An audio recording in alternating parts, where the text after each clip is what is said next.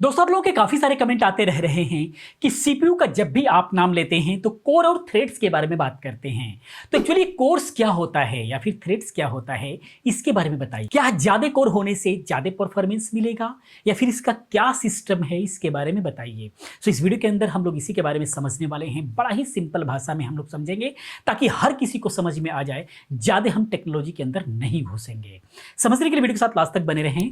Video को like भी करें, शेयर भी करें, क्योंकि मिस्टेक की वीडियो हमेशा लेकर के आता रहता हूं। प्लीज कमेंट करना ना भूलें कि नेक्स्ट वीडियो आपको किस टॉपिक पर चाहिए।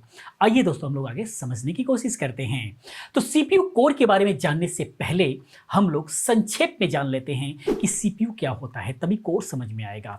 सीपीयू जिसे सेंट्रल प्रोसेसिंग यूनिट कहा जाता है, यह हमारे कंप्यूटर, मोबाइल जैसे कम्युनिकेशनल डिवाइस में पाए जाने वाला एक ऐसा हार्डवेयर पार्ट है या हार्डवेयर पार्ट है जो डाटा प्रोसेसिंग करने का काम करता है। इसीलिए इसे प्रोसेसर या फिर माइक्रो प्रोसेसर कहा जाता है। सीपीयू ठीक हमारे मस्तिष्क की तरह काम करता है। जिस प्रकार हमारा मस्तिष्क सोचने, समझने, निर्णय लेने का काम करता है, ठीक उसी तरह से सीपीयू भी सभी तरह के कम्युनिकेशनल डिवाइस से यूजर के द्वारा दिए जाने वाले कमांड या इनपुट पर जो है सोचने, समझने और निर्णय लेने का काम करता है। इसीलिए सीपीयू को ब्रेन ऑफ कंप्यूटर भी कहा जाता है। जब भी हम अपने कंप्यूटर या फिर मोबाइल में कोई भी कमांड देते हैं तो कमांड के अनुकूल आगे क्या ऑपरेशन होने वाला है या क्या ऑपरेशन होना है, वह सीपीयू को ही डिसाइड करना होता है। वो सीपीयू की ही जिम्मेदारी बनती है और सीपीयू ही करवाता है। जैसे हमें कोई वीडियो चलाना है तो हम केवल उस पर क्लिक कर देते हैं और वो वीडियो प्ले हो जाती है, वीडियो चलने लगती है।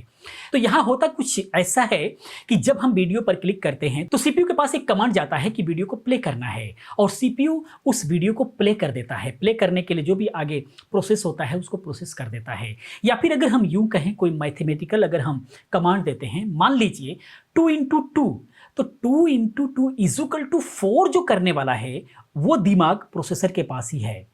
आपने 2 इंटू 2 कर दिया, लेकिन 4 करना है ये प्रोसेसर ही करता है। ये दिमाग उसी के पास है, ये सोचने की क्षमता उसी के पास है, ये सारी चीजें प्रोसेसर करता है। अब ये कार्य सीपीयू कितनी जल्दी कर सकता है वह सीपीयू पर निर्भर करता है, क्योंकि इसमें समय लगता है।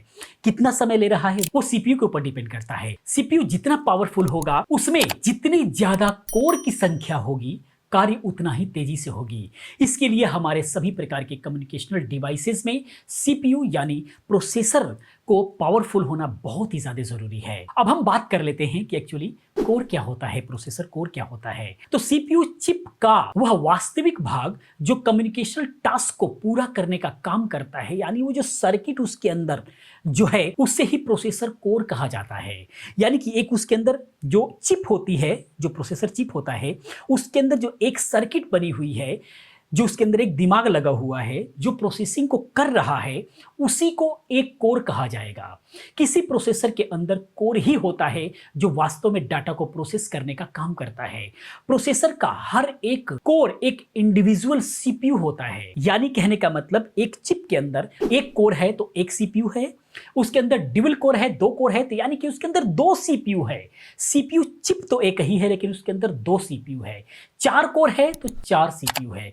इस तरीके से यानी कि जिस सीपीयू के अंदर, जिस चिप के अंदर ज्यादा कोर होगा यानी कि ज्यादा सीपीयू होगा, वो उतना ही ज्यादा फास्ट काम करेगा। जिस प्रोसेसर के अंदर केवल एक कोर होता है उसको सिंगल कोर कहा जाता है। जिस प्रोसेसर के अंदर एक से ज्यादा कोर होते हैं उसको मल्टी कोर प्रोसेसर कहा जाता है। हालांकि एक से ज्यादा कोर वाले प्रोसेसर को कोर की संख्या के आधार पर जो है कैटेगराइज किया हुआ है, जैसे single core, dual core, quad core, hexa core, Deka core, इस तरीके से अलग अलग जो है उसको कैटेगराइज किया हुआ है।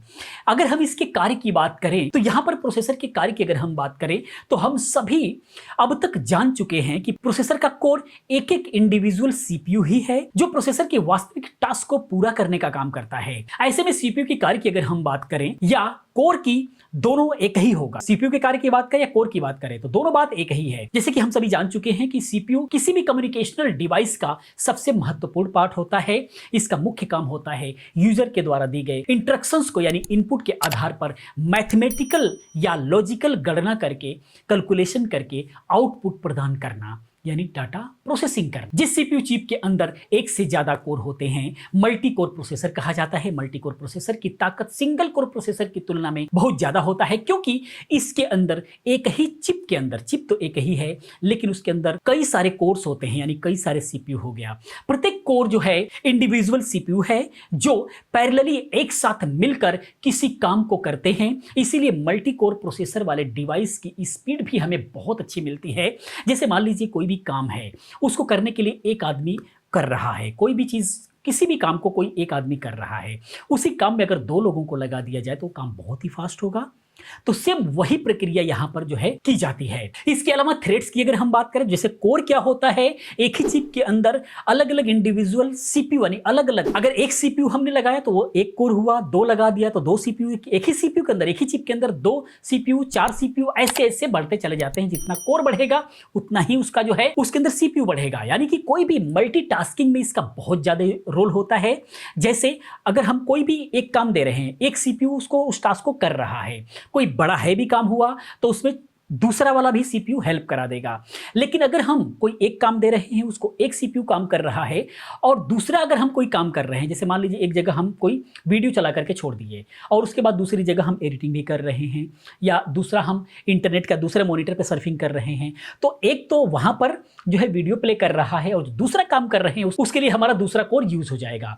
तो इस तरीके से जैसे जैसे हम ज्यादा से ज्यादा काम करते चले जाते हैं तो कोर अपने हिसाब से डिवाइड होकर के एक दूसरे का काम बांट करके वो करने लग जाते हैं, जिससे हमारा काम फास्ट हो जाता है। अब बात आती है थ्रेड्स। थ्रेड्स क्या होता है? तो थ्रेड एक्चुअली जो कोर होता है ये एक हार्डवेयर होता है, ये विजुअली होता है, और वो जो है वो लॉजिकली होता है। सॉफ्टवेयर के माध्यम से उसको बताया जाता है कि प्रोसेसर के पास में एक नहीं दो कोर होते हैं। तो जैसे कि मान लीजिए कोई काम कर रहा है बंदा, उससे हमें और फास्ट काम करना है तो हम उसको एक हेल्पर दे देंगे जिससे उसका काम और तेजी से होने लग जाएगा। तो थ्रेड्स एक प्रकार का हेल्पर ही है। कोई भी काम कर रहे हैं, दो व्यक्ति काम कर रहे हैं और हम उनको एक एक हेल्पर दे देंगे।